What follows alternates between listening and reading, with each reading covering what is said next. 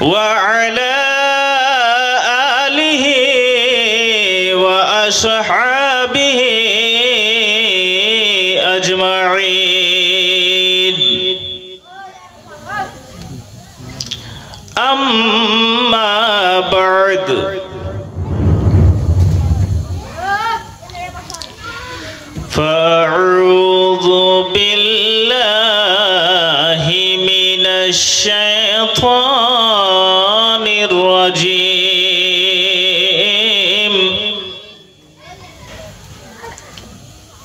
بسم الله الرحمن الرحيم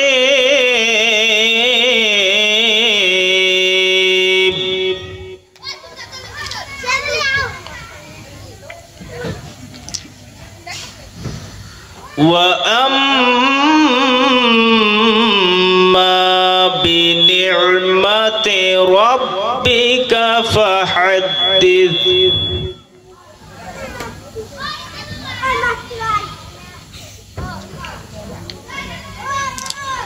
وقال الله تعالى في مقام آخر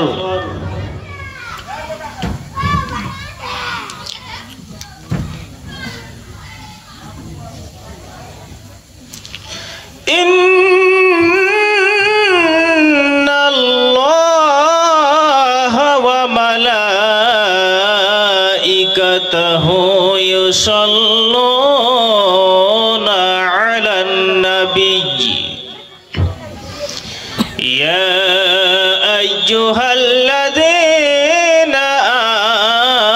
آمنوا صلوا عليه وسلموا تسليما اللهم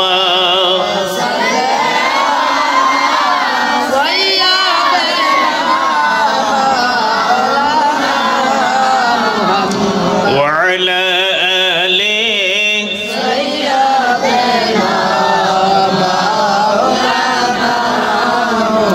اللهم صل على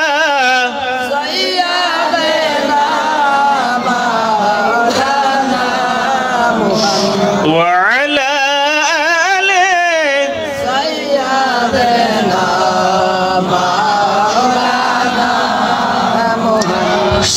سيدنا نبينا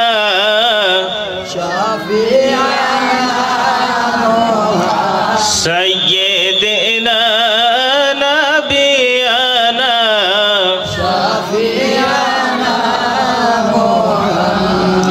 সৃষ্টি কোলের সবাই বলে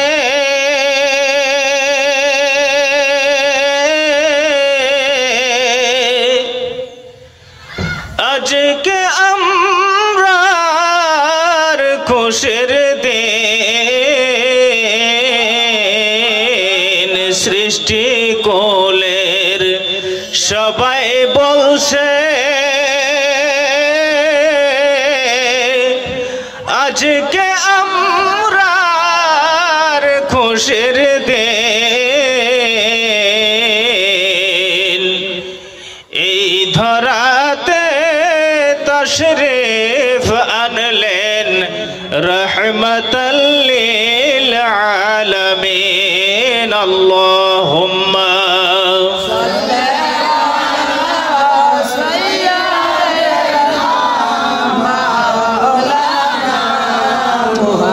وعلى آل سيدنا مولانا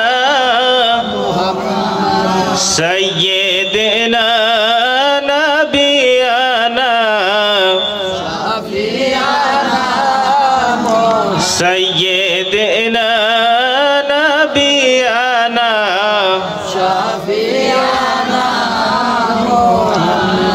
সকলেই মহব্বতে পড়ি সাল্লাল্লাহু আলাইহি ওয়াসাল্লাম।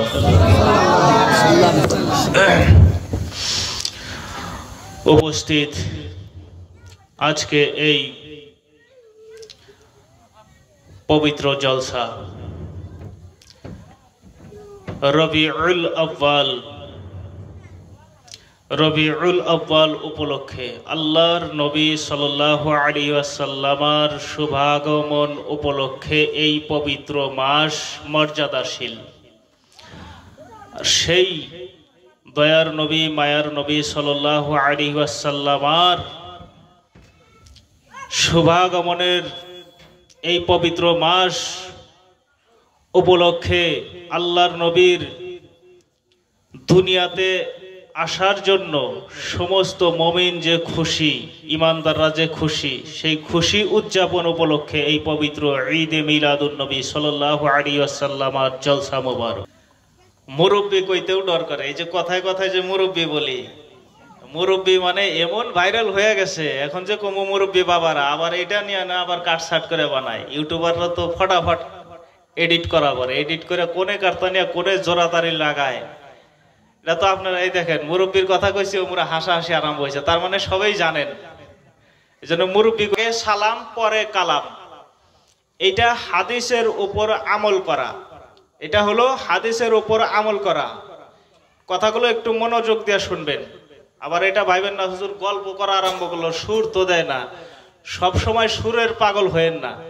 কিছু কথা আছে যেগুলো বোঝার দরকার, শুধু সুর দেখলে হবে না। কিছু কথা আছে যেগুলো বোঝা খুবই দরকার মুসলমানদের জন্য।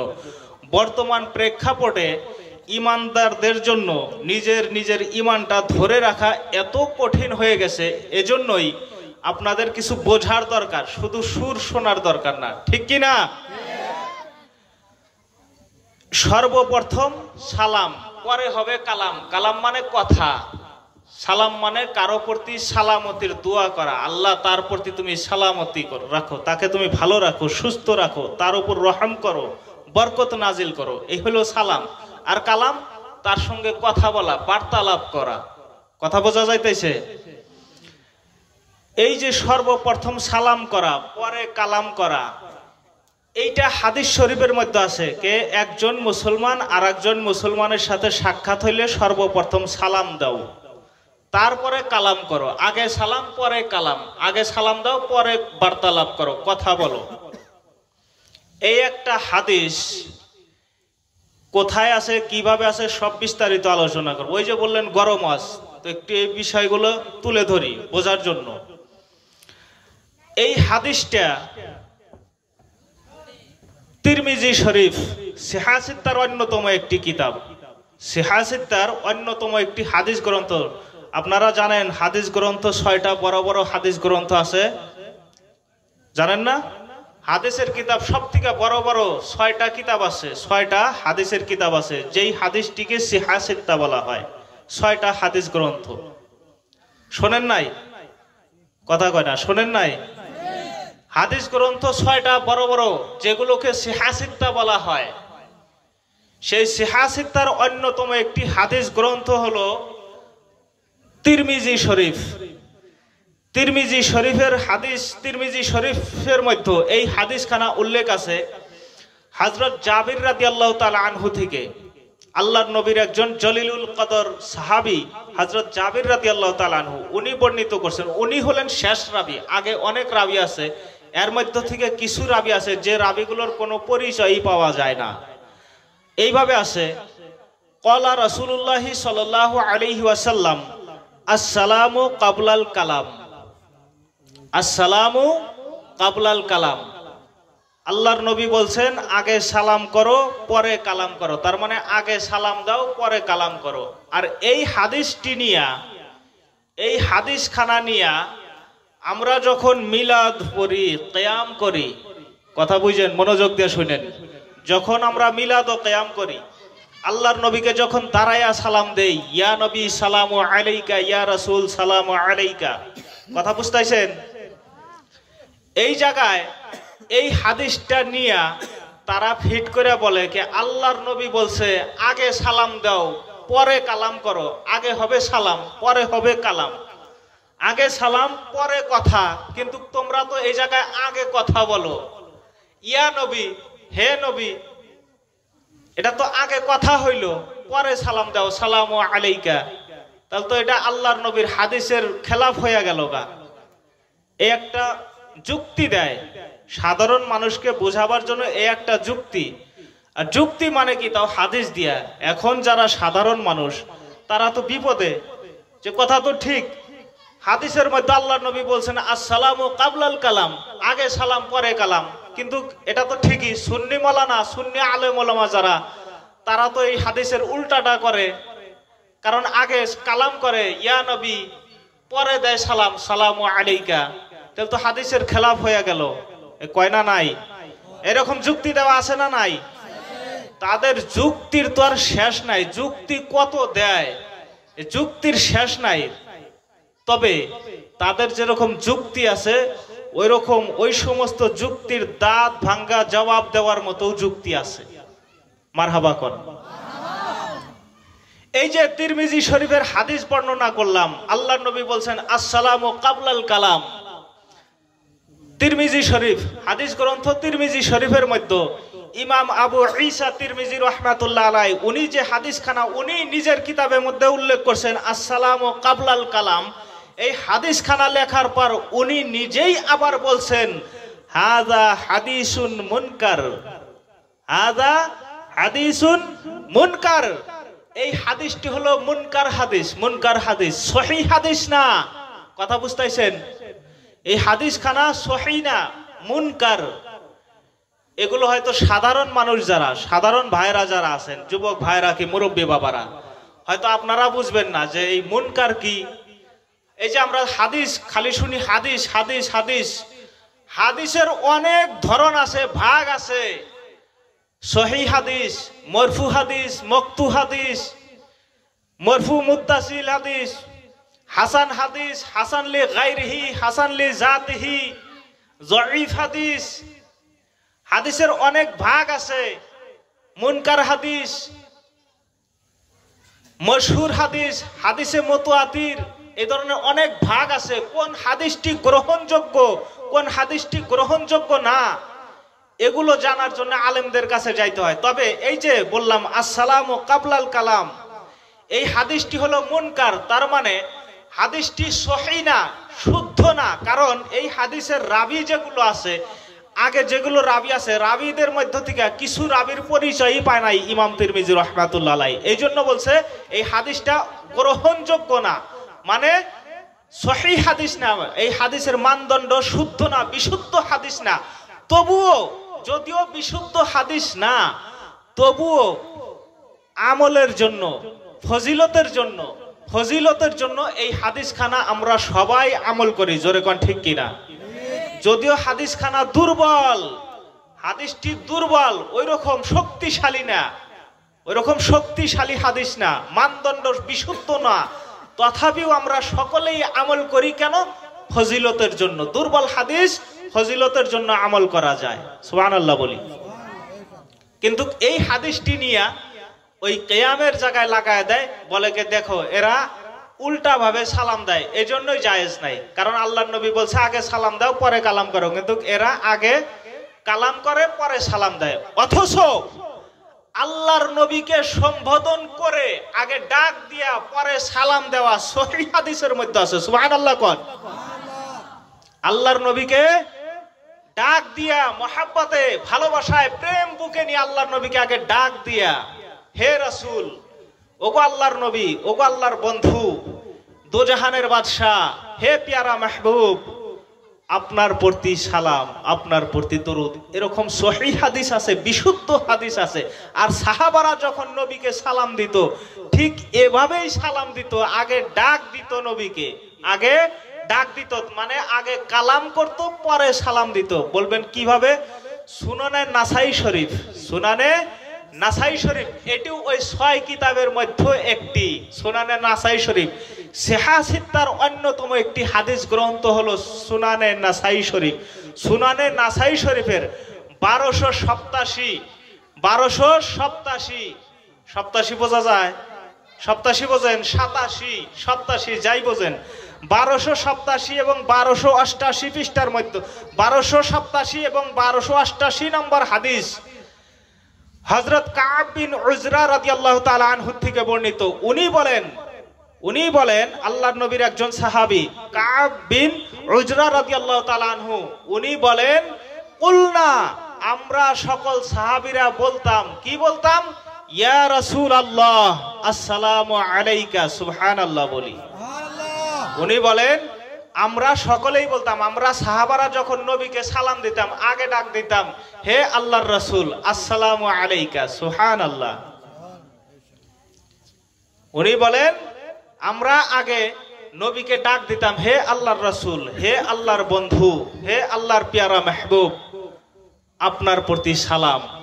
এই একই হাদিস একই ভাবে শুধু রাবি বর্ণনাকারী অন্য একজন সাহাবী হযরত সাঈদ ইবনে খুদরি রাদিয়াল্লাহু তাআলা আনহু, উনার থেকে বর্ণিত, উনি বলেন কুলনা ইয়া রাসূলুল্লাহ আসসালামু আলাইকা। উনিও বর্ণনা করছেন আমরা যখন সাহাবারা নবীকে সালাম দিতাম আগে নবীকে ডাক দিতাম ইয়া রাসূলুল্লাহ আসসালামু আলাইকা।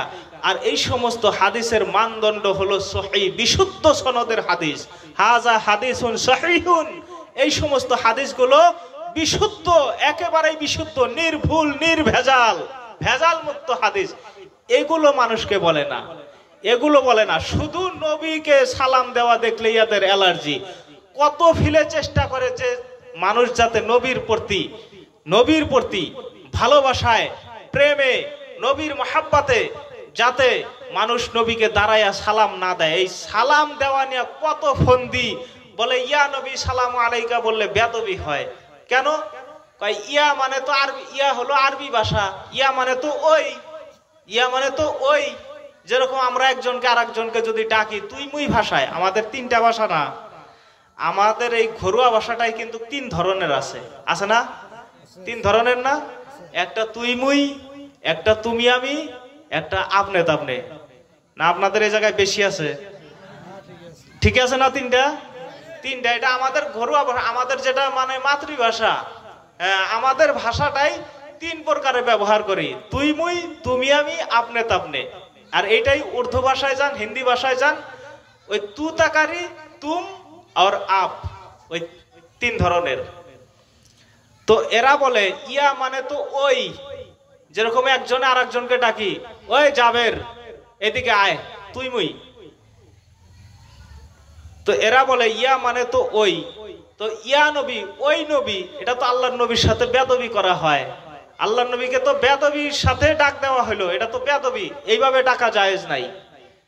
মূলত যে কোনো প্রকারে হোক, যে কোনো পর্যায়ে হোক, আল্লাহর নবীকে সালাম দেওয়া বন্ধ করা লাগে। এদের মূল উদ্দেশ্য হলো যে কোনো প্রকারে হোক নবীকে সালাম দেওয়া বন্ধ করো।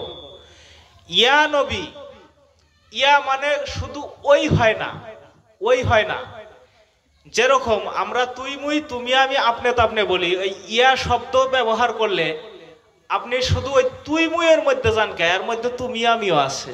সুবহানাল্লাহ। এই ইয়ার মধ্যে আপনি তাপনেও আছে। তোমার খালি ওই নিচা পর্যায়ে যাওয়ার কি প্রয়োজন? যেটা নিচা পর্যায়ে, নিম্ন পর্যায়ের, তুমি ওই দিকে যাও কেন? ইয়া নবী বললে যদি ওই নবী হয় আর বেয়াদবি হয়, তোমার ভাষায় যদি ইয়া নবী বললে বেয়াদবি হয়, ইয়া নবী ওই নবী, এটা বহুত বড় বেয়াদবি হয়ে গেল। কিরে গান্ডারের দল, তোরা তো সব সময় বলস ইয়া আল্লাহ, ইয়া আল্লাহ, এই দোয়া করে, যে কোনো দোয়ার ক্ষেত্রে তো ইয়া আল্লাহ আমরাও বলি, কিন্তু তারাও তো বলে ইয়া আল্লাহ আমাদেরকে এটা দাও, ইয়া আল্লাহ আমাদের জিন্দেগানির গুনাহ খাতা মাফ করে দাও। কথায় কথায় তো ইয়া আল্লাহ। মোনাজাত যদি 10 মিনিটের হয় তা 70 বার ইয়া আল্লাহ কয়, ঠিক কিনা? ইয়া নবী কইলে যদি বেয়াদবি হয়, ইয়া আল্লাহ কইলে তো এমনি ডাবল বেয়াদবি হয়। জোরে কোন, ঠিক কিনা?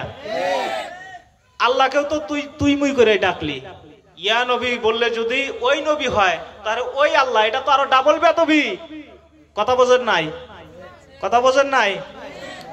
আবার অনেক যুক্তি দেয়, খারাপ পাইতেছে না, আলোচনা করতেছি দেখে।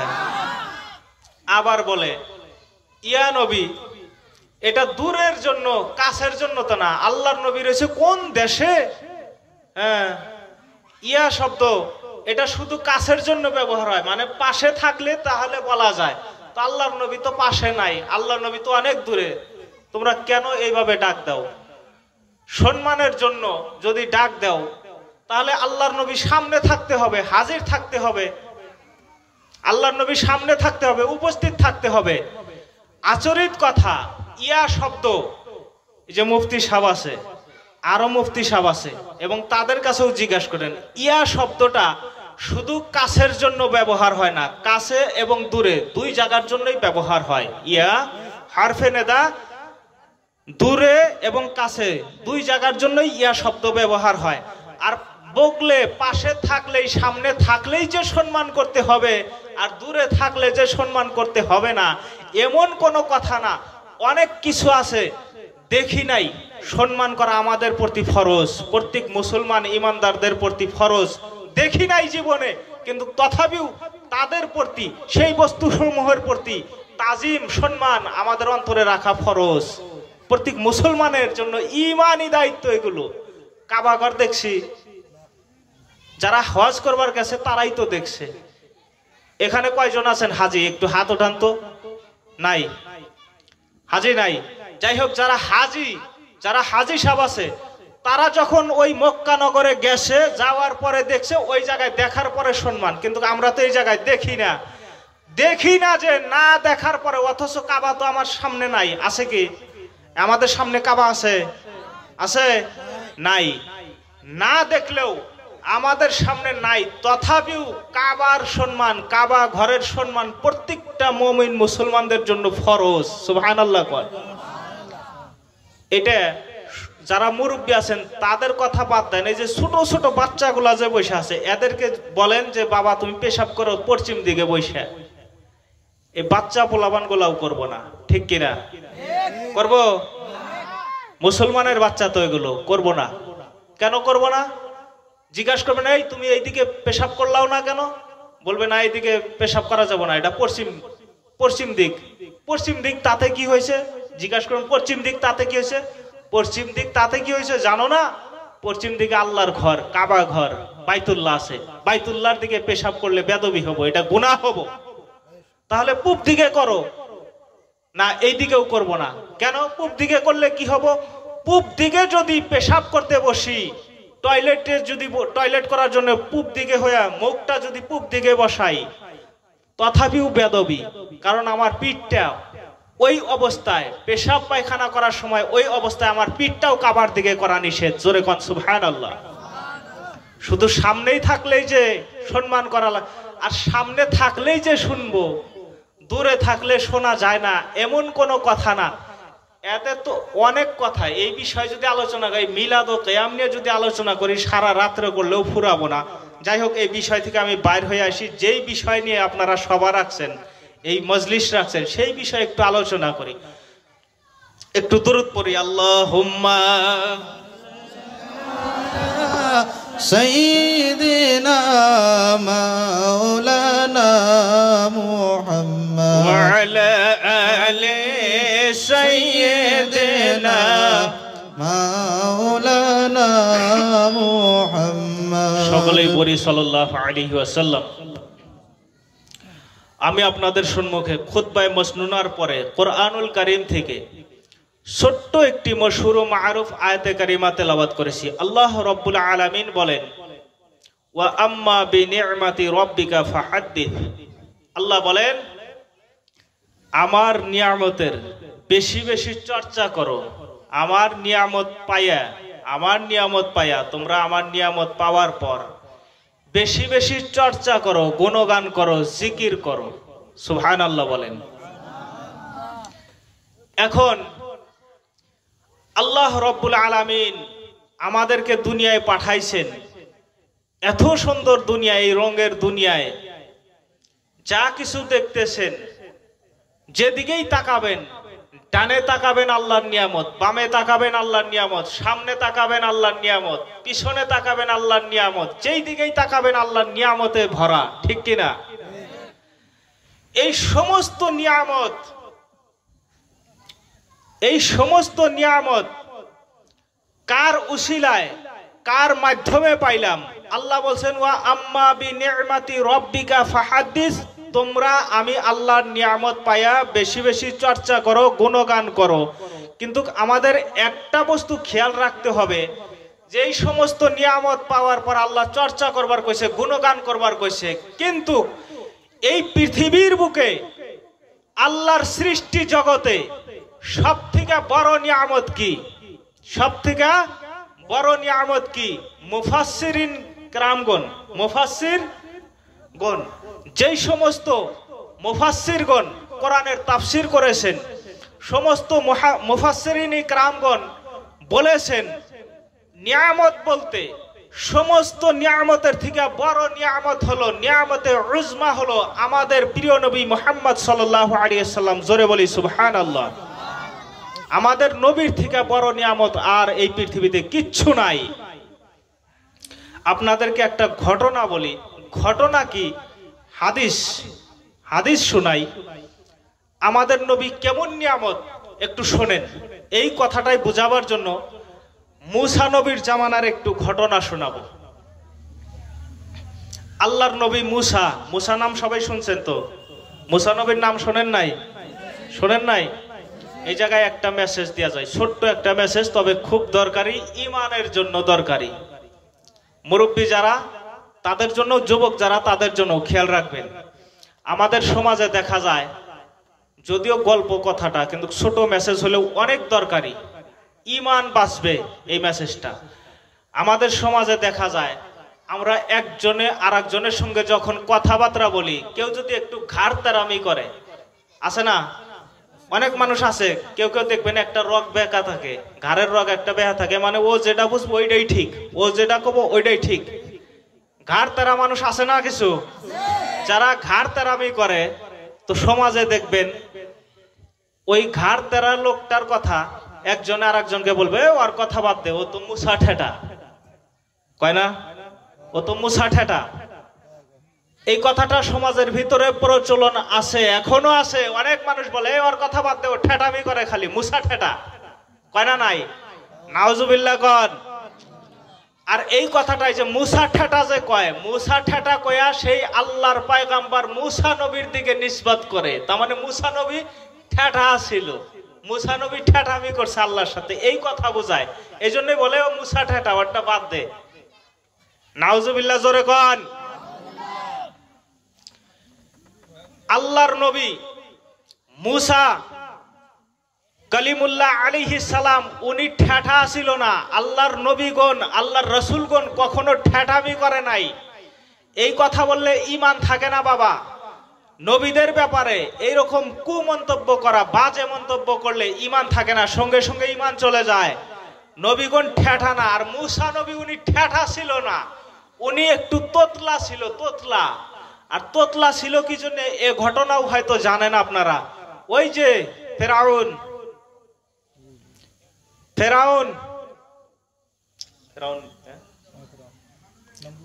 নমরুদ না, ফেরাউন, ওই যে ফেরাউন আগুন, কয়লার আঙ্গারার টুকরা আর একটা গোলাপ ফুল ছোট অবস্থায় যে পরীক্ষা করলো মুসা নবীকে যখন হযরত আসিয়া, ওই ফেরাউনের স্ত্রী আসিয়া, বিবি আসিয়া যখন নদীর থেকে তুইলা নিয়ে আসলো যে আমার সন্তান নাই, তাহলে এটাই আমি সন্তান হিসাবে লালন পালন করব।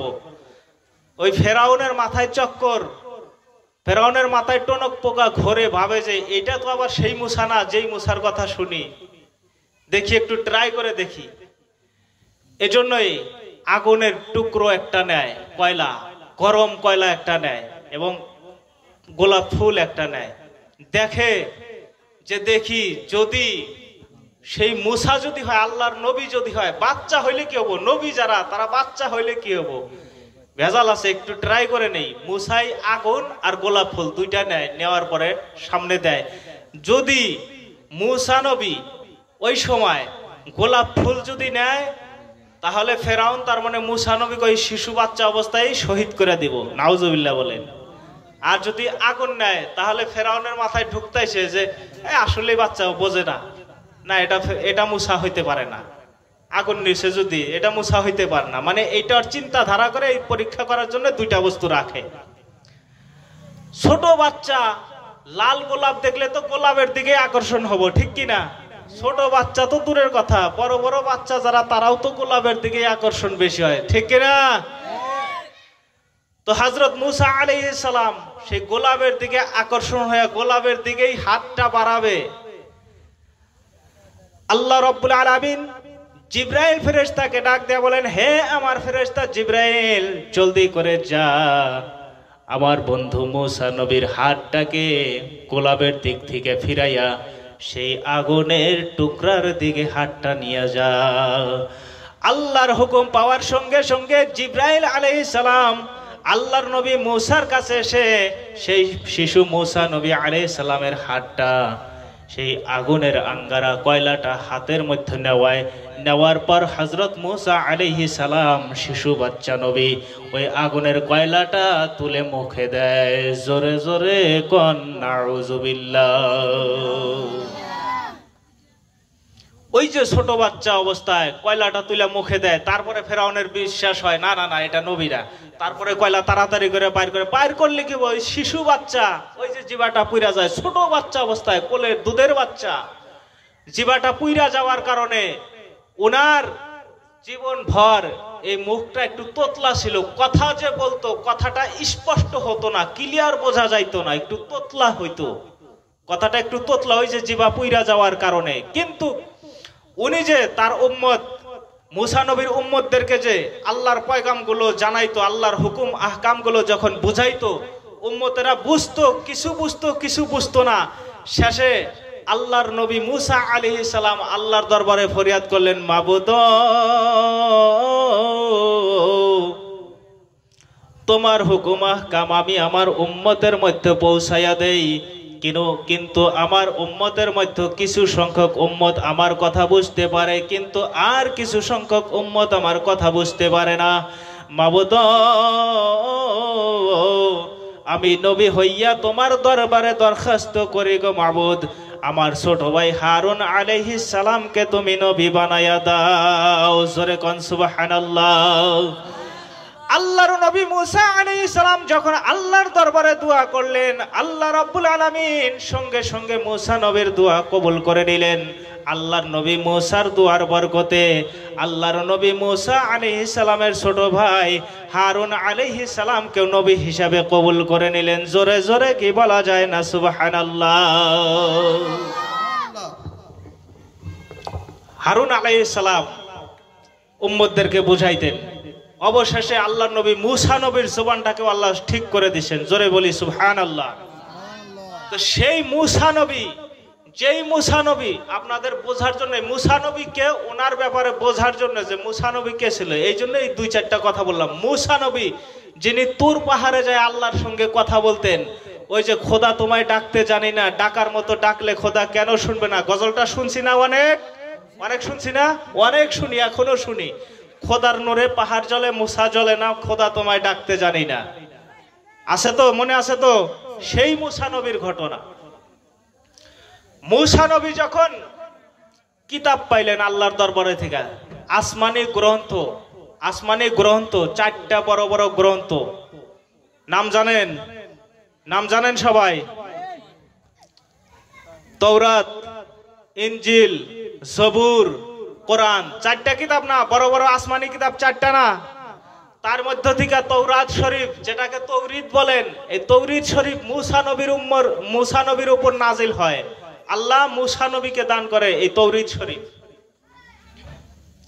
তুর পাহাড়ে যায়, তুর পাহাড়ে যাওয়ার সঙ্গে আল্লাহর সঙ্গে কথাবার্তা হয়, বার্তালাপ হয়। বার্তালাপ হওয়ার পরে আল্লাহ রাব্বুল আলামিন মুসা নবীকে এই তৌরিদ শরীফ দান করলেন, কিতাব দান করলেন, আসমানি কিতাব একটা দান করলেন, বড় একটি কিতাব দান করলেন। কিতাব পাওয়ার পর মুসা নবী খুশি হইয়া, আনন্দ পাইয়া সঙ্গে সঙ্গে ওই তুর পাহাড়ে সেজদায় পড়ে গেলেন, আল্লাহ রাব্বুল আলামিনের শুকরিয়া আদায় করলেন। সুবহানাল্লাহ বলি। শুকরিয়া আদায় করে বললেন, মাবুদ তুমি আমাকে এত ভালোবাসো, এত মহব্বত করো, তোমার দরবারের থেকে আমাকে এত সুন্দর একটি কিতাব দিলাও, আমার পূর্বে যেই সমস্ত নবী রাসূলগণ ছিল তাদেরকে তুমি এত সুন্দর কিতাব দাও নাই, আজকে আমি মুসাকে এত সুন্দর কিতাব দিলাও, তুমি বোধহয় আমার উপর অনেক রাজি খুশি। আল্লাহ রাব্বুল আলামিন ডাক দিয়ে বলেন, হ্যাঁ মুসা, তুমি ঠিকই বলেছো, আমি তোমার উপর অনেক রাজি, আমি তোমার উপর অনেক খুশি, তোমার প্রতি আমি আল্লাহ সন্তুষ্ট হইয়াই তোমাকে আমি এই কিতাবটা দান করছি। তবে মুসা, তোমার কাছে একটা কথা, তুমি মুসা কি চাও যে আমি আল্লাহ যতটুক তোমার নিকটে আসি, আরো নিকটবর্তী হই, আরো তোমার কাছে থাকি। আল্লাহর নবী মুসা পয়গম্বর আল্লাহকে ডাক দেয়া বললেন, হে মাবুদ, পৃথিবীতে এমন কোন সৃষ্টি আছে যেই সৃষ্টি এইটা চাবো না যে আমার আল্লাহ আমার নিকটে থাক? এটা তো সবাই চায়, আমি মুসা তো আরো বেশি চাই, আল্লাহ তুমি আমার নিকট হও, এটা তো আমি মুসার চাওয়া। তখন আল্লাহ রাব্বুল আলামিন বললেন, তুমি কি চাও আমি তোমার রূহের থেকেও বেশি নিকটে থাকি, আমি তোমার নফসের থেকেও বেশি নিকটে থাকি, এমন কি আমি তোমার শরীরের প্রত্যেকটি অঙ্গের থেকেও, এমন কি আমি আল্লাহ তুমি মুসার ভেতরেই প্রবেশ করে থাকি? মুসা নবী ডাক দেয়া বলেন, হ্যাঁ আল্লাহ, অবশ্যই আমি চাই। আল্লাহ তুমি আমার নিকটে হয়ে যাও, মানে এত নিকটে হয়ে যাও তুমি আমার ভেতরে প্রবেশ করে থাকো। সুবহানাল্লাহ বলে। তখন আল্লাহ রাব্বুল আলামিন ডাক দেয়া বলেন, হে মুসা শোনো, যদি তুমি চাও যে আমি তোমার নিকটবর্তী হই, তোমার রূহের থেকেও বেশি নিকটে থাকি, তাহলে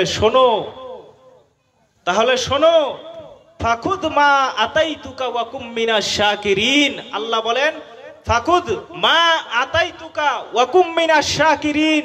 হে মুসা শোনো, যদি তুমি তাই চাও, তাহলে আমি আল্লাহ তোমাকে যে দিলাম, এই যে কিতাব দিলাম, তুমি মুসা আমি আল্লাহর শুকরিয়া আদায় করবা সর্বদা। তুমি মুসা আমি আল্লাহর শুকরিয়া আদায় করবা সর্বদা। ওয়ামুত আলা তাওহীদি ওয়া আলা হুব্বি মুহাম্মাদিন সাল্লাল্লাহু আলাইহি ওয়াসাল্লাম। উনি বলেন, হে মুসা, আল্লাহ বলেন, হে মুসা, শুধু তাই নয়, আমার নবী এবং আমার তাওহীদ এবং আমার নবী, এই দুইটা বস্তুকে এমন ভাবে মহব্বত করবা, আমার নবীর প্রতি তুমি তোমার মহব্বতে তুমি তোমার জান মাল কুরবান করে দিবা আমার নবীর মহব্বতে এবং আমার তাওহীদের জন্য। শুধু তাই নয় মুসা, ফা আকতারুস সালাতা আলা মুহাম্মাদিন সাল্লাল্লাহু আলাইহি ওয়াসাল্লাম, এবং আমার নবী মুহাম্মদ সাল্লাল্লাহু আলাইহি ওয়াসাল্লামের প্রতি বেশি বেশি দরুদ ও সালাম পড়বা। সুবহানাল্লাহ বলি।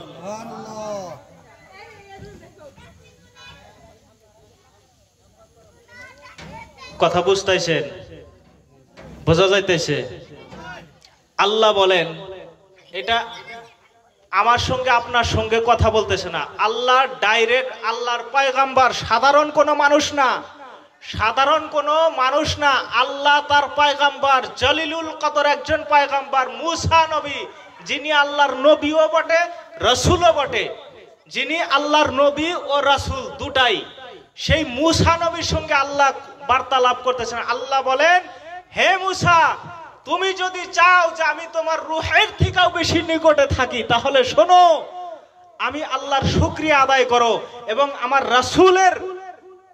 রাসূলের প্রতি এমন ভাবে ভালোবাসা রাখো, আমার রাসূল নবী মুহাম্মদ সাল্লাল্লাহু আলাইহি সাল্লাম এবং আমার তাওহীদ, এই দুটাকে এমন ভাবে মহব্বত করো যেন তুমি তোমার মাল জান সবকিছু জানেসার করতে পারো আমার সেই নবীর প্রতি মহব্বতে। শুধু তাই নয়, ফা আকতারুস সালাতা আলা মুহাম্মাদিন সাল্লাল্লাহু আলাইহি সাল্লাম।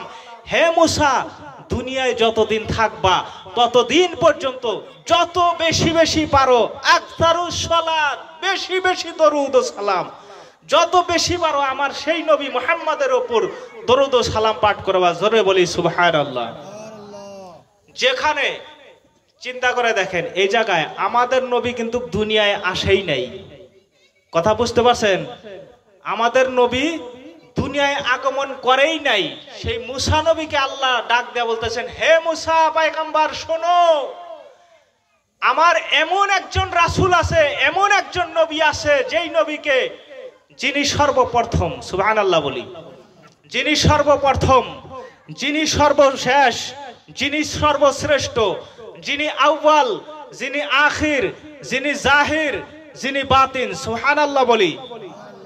আল্লাহ বলেন, হে মুসা শোনো, আমার এমন একজন পয়গম্বর, এমন একজন নবী, এমন একজন রাসূল আছে, যাকে আমি দুনিয়াতে এখনো পাঠাই নাই, তবে সমস্ত সৃষ্টির পূর্বে যাকে সৃষ্টি করেছি দুনিয়ায় পাঠাই নাই। মুসা শোনো, সেই নবী, যেই নবীকে তুমি তোমার যুগে পাও নাই, রূহের জগতে তুমি দেখেছিলে ঠিকই, কিন্তু ভুলে গেছো, তোমার মনে নাই।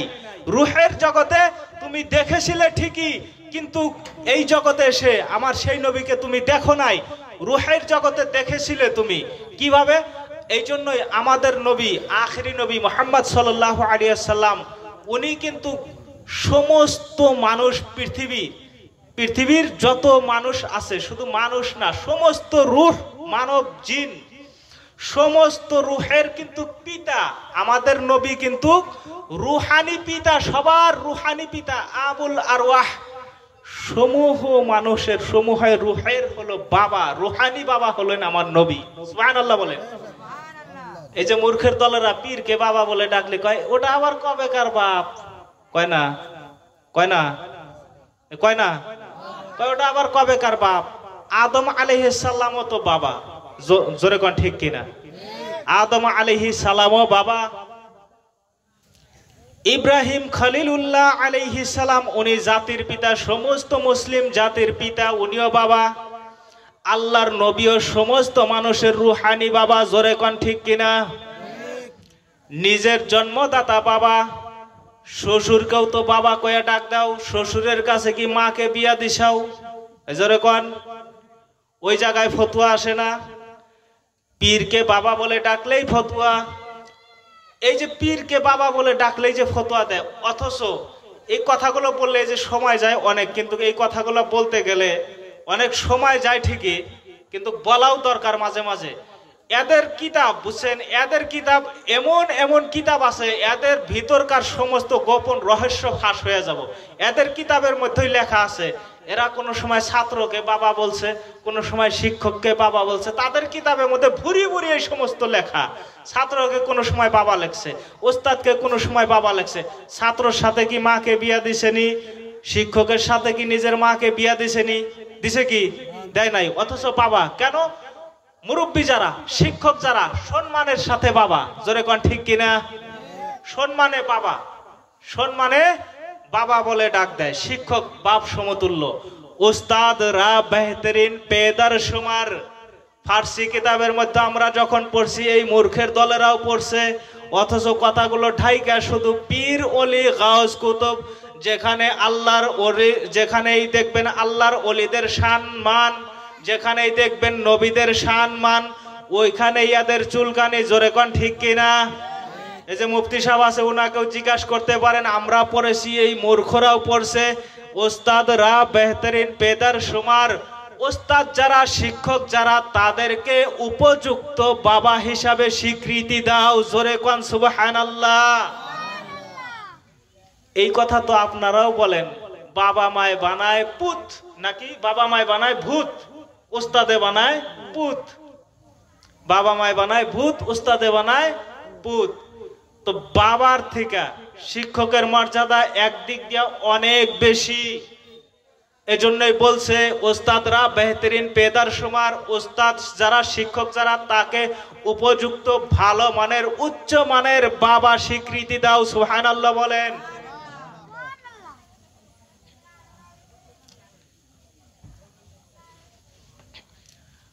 মুসা নবীকে আল্লাহ রাব্বুল আলামিন ডাক দিয়ে বললেন, হে মুসা শোনো শোনো, যদি তুমি তোমার রূহের চেয়েও নিকটে আমি আল্লাহকে চাও, তাহলে আমার নবীর প্রতি বেশি বেশি করে দরুদ ও সালাম পাঠ করো। হে মুসা শোনো, যতদিন তুমি দুনিয়ার বুকে থাকবে ততদিন পর্যন্ত আমার নবীর প্রতি সর্বদা দরুদ ও সালাম পাঠ করবে। জোরে বলি সুবহানাল্লাহ। আল্লাহ শুধু মুসা নবীকেই হুকুম করেন নাই, আগে ডাক দেয়া বলেন, হে মুসা শোনো শোনো, শুধু তোমাকে বলছি না, এই কথা তুমি তোমার বনি ইসরাইল উম্মত, তোমার উম্মত যারা, তাদেরকেও বলে দাও, তাদেরকেও বলে দাও। মুসা নবীকে ডাক দেয়া বলেন, হে মুসা, তোমার উম্মত যারা আছে তাদেরকেও বলে দাও, তোমার উম্মত যারা, তাদেরকেও বলে দাও, আমার নবী মুহাম্মাদের প্রতি যেন বেশি বেশি দরুদ ও সালাম পাঠ করে। জোরে বলি সুবহানাল্লাহ। আমার নবীর নাম শোনার পর তোমার উম্মতের মধ্যে কেউ যদি আমার নবীকে মানতে অস্বীকার করে, আমার নবীকে যদি মানতে না চায়, তাহলে শোনো, তাকে আমি জান্নাত কখনোই দিব না, তার জন্য আমি জাহান্নামের আগুন প্রস্তুত করে রাখছি, তাকে আমি অবশ্যই দোজখে দিব। আর তাকে দোজখে যে দিব, বাঁচানোর মতো কোন নবী ও রাসূল থাকবে না। জোরে কোন নাউযুবিল্লাহ। আল্লাহ বলেন, আমি যখন ওই উম্মত, যেই উম্মত, হে মুসা তোমার উম্মতের ভিতরে কোন উম্মত যদি আমার নবীর প্রতি দরুদ ও সালাম পড়তে যদি অস্বীকার করে, আমার নবী মুহাম্মদকে যদি মানতে অস্বীকার করে, তাকে আমি অবশ্যই দোজখে দেব। আর আমার সেই উম্মতকে, আর তোমার সেই উম্মতকে বাঁচানোর মতো কেউ থাকবো না, কোনো নবীও থাকবো না, কোনো রসুলও থাকবো না, কোনো নবীও থাকবো না, কোনো রসুলও থাকবো না, কেউ সুপারিশ করবো না তার জন্য, আমি আল্লাহ তাকে দোজখে দেব। এজন্যই এই জায়গায় একজন আশেকে বলছেন, নাই কোন বন্ধু গো, নাই দরদি গো, ওই না কঠিন দিনে আমার নবীজি বিনে। অথচ মুসা নবীকে ডাক দেয়া বলেন, মুসা নবীকে ডাক দেয়া বললেন, হে মুসা, উনি কিন্তু একজন নবী এবং রাসূল, ডাক দেয়া বলেন, হে মুসা, তুমি মুসা তোমার উম্মতকে বাঁচাইতে পারবা না, তোমার যে উম্মত আমার নবীকে অস্বীকার করবো সেই উম্মতকে তুমি মুসাও বাঁচাইতে পারবা না। আদম থেকে নিয়ে ঈসা নবী পর্যন্ত কোন নবী ও রাসূল তার জন্য সুপারিশ করতে পারবো না, শুধু আমার নবী সুপারিশ করতে পারবো। কিন্তু আমার নবীকে যদি অস্বীকার করে, তার জন্য কে সুপারিশ করব, কে শাফাত করব? তাকে শাফাত করার মতো কেউ থাকবে না। এজন্যই কবি বলছেন, থাকবে না কোনো বন্ধু গো, থাকবে না দরদি গো, ওই কঠিন দিনে আমার নবীজি বিনে, ওই কঠিন দিনে আমার নবীজি বিনে। আল্লাহর নবী মুসা তখন ডাক দেয়া বললেন, মাবুদ, যেই নবীর কথা আপনি বলছেন, যেই নবীর প্রতি দরুদ ও সালাম পাঠ করার কথা বলছেন, সেই নবীকে আমাকে একটু অবগত করান। মুসা নবী ডাক দেয়া বললেন, আল্লাহ আমাকে একটু অবগত করান। সেই মুসা নবী আল্লাহর নবীর ব্যাপারে জানতে চাইলেন আল্লাহর কাছে, মাবুদ, সেই নবীর ব্যাপারে আমাকে একটু অবগত করান, সেই নবীকে, মুহাম্মদ নবীকে, তার বিষয়ে একটু জানতে চাই। আল্লাহ রাব্বুল আলামিন ডাক দিয়া মুসা নবীকে বললেন, হে আমার পয়গম্বর মুসা, শোনো শোনো শোনো, আমার নবী মুহাম্মদুর রাসূলুল্লাহ সাল্লাল্লাহু আলাইহি ওয়াসাল্লাম এমন একজন নবী, এমন একজন রাসূল, এমন একজন প্রিয় মানুষ, এমন একজন প্রিয় বন্ধু আমার। শোনো মুসা শোনো, আমার নবী মুহাম্মদ সাল্লাল্লাহু আলাইহি ওয়াসাল্লাম কেমন নবী। আল্লাহর নবী মুসা নবী ডাক দিয়ে বললেন, হে মাবুদ, আমি জানতে চাই এমন নবী, আপনার এমন প্রিয় নবী, যার নাম, যার মোহাব্বত, যার দরুদ ও সালাম আপনার তৌহিদের সাথে মিল রয়েছে। আপনার তৌহিদকে যদি মানতে হয়, আপনার সেই নবীকেও মানতে হবে। আপনি বললেন, আমার তৌহিদের উপর জান মাল কোরবান করে দাও, আমার নবীর ভালোবাসার উপর জান মাল কোরবান করে দাও। আল্লাহ জানতে চাই সেই নবীকে, যার নাম, যার মোহাব্বত আপনার তৌহিদের সঙ্গে মিলে আছে। আল্লাহ রাব্বুল আলামিন ডাক দিয়ে বললেন, হে মুসা শোনো, আমার এমন একজন নবী, এমন একজন রাসূল মুহাম্মদ সাল্লাল্লাহু আলাইহি ওয়াসাল্লাম, যাকে আমি কখন, যার নাম আমি আসমান জমিন, এই আকাশ জমিন, 7 আকাশ 7 জমিন সৃষ্টি করার 2000 বছর আগে, আসমান জমিন 7 আকাশ 7 জমিন সৃষ্টি করার 2000 বছর আগে, যার নাম মোবারক, আমার নবী মুহাম্মাদের নাম মোবারক আমি আল্লাহর নামের সঙ্গে, আমি আল্লাহর আরশে আজিমের মধ্যে লিখে রেখেছি। জোরে জোরে কি বলা যায় না সুবহানাল্লাহ? আল্লাহ বলেন, হে মুসা, উনি এমন একজন ব্যক্তিত্ব, উনি এমন একজন আমার প্রিয় নবী ও রাসূল, যার নাম আমি আল্লাহ আরশে আজিমের মধ্যে, আমার আরশের মধ্যে আমার নামের সঙ্গে লিপিবদ্ধ করে রেখেছি, লিখে রেখেছি, অঙ্কন করে রেখেছি। আসমান ও জমিন সৃষ্টি করা 2000 বছর আগে উনি হলেন আমার সেই নবী মুহাম্মদ সাল্লাল্লাহু আলাইহি ওয়াসাল্লাম। আল্লাহর নবী মুসা আলাইহিস সালাম ডাক দিয়ে বললেন, মাবুদ, আরেকটু ভালো করে বুঝতে চাই, আরেকটু ভালো করে জানতে চাই, আপনার সেই নবী কেমন নবী, আপনার সেই নবী কেমন নবী, আপনি সেই নবীকে কেমন মহাব্বত করেন, আপনি সেই নবীর কতটুক মর্যাদা দেন। আল্লাহ রাব্বুল আলামিন ডাক দিয়ে বলেন, হে মুসা শোনো শোনো, আমার নবীর এমন মর্যাদা, আমার ওই নবীর এত শান, এত মান, এত মর্যাদা, আমার নবীর এত শান মান মর্যাদা, শোনো শোনো। আল্লাহ রাব্বুল আলামিন ডাক দিয়ে বলেন, লাউলা মুহাম্মাদুন লামা খলাকতুল জান্নাহ। হে মুসা শোনো, আমার সেই নবী মুহাম্মদকে যদি না বানাইতাম আমি জান্নাত বানাইতাম না। জোরে কোন সুবহানাল্লাহ। আল্লাহ রাব্বুল আলামিন বলেন, লাউলা মুহাম্মাদুন লামা খলাকতুল জান্নাতা ওয়ালান নারা ওয়ালাশ শামসা ওয়ালাল কামার ওয়ালাশ শামসা ওয়ালাল কামার ওয়ালাল লাইলা ওয়ালান নাহার ওয়ালা মালাকাম মুকাররাবা ওয়ালা নাবিয়্যাম মুরসালা ওয়ালা ইয়াকা।